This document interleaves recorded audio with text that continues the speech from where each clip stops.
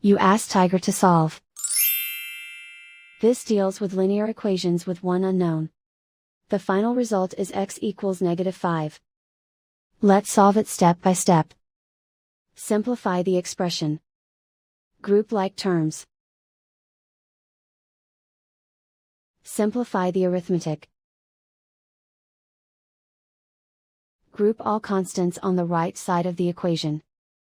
Subtract 30 from both sides. Simplify the arithmetic.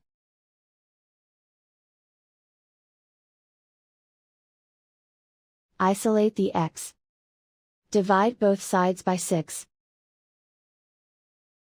Simplify the fraction.